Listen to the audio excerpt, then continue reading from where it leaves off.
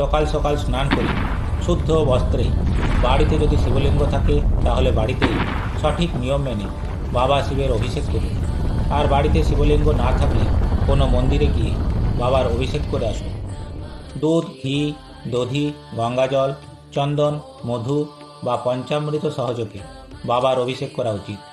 তবে মনে রাখবেন, বিভিন্ন উপাদানে অভিষেকের বিভিন্ন সুফল প্রাপ্তি হয়ে থাকে। যেমন দুধ দিয়ে অভিষেক করলে দীর্ঘকালীন সুস্থ জীবন ও দীর্ঘায়ু প্রাপ্তি হয়।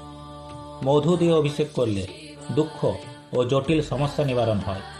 ঘি দিয়ে অভিষেক করলে রোগ থেকে মুক্তি মেলে।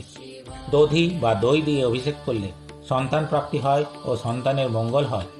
চন্দন দিয়ে অভিষেক করলে দুর্ভাগ্য দূর হয় ও ভাগ্যের উন্নতি হয়। আর পঞ্চামৃত দিয়ে অভিষেক করলে ধন সম্পত্তি প্রাপ্তি হয়। অভিষেকের বৈদিক মন্ত্র যদি আপনার জানা না থাকে তাহলেও অসুবিধা নেই। ওম নমঃ শিবায় বা বাবা শিবের যে কোনো নাম মনে মনে উচ্চারণ করতে করতে বাবা শিবের অভিষেক করুন, একই ফল পাবেন।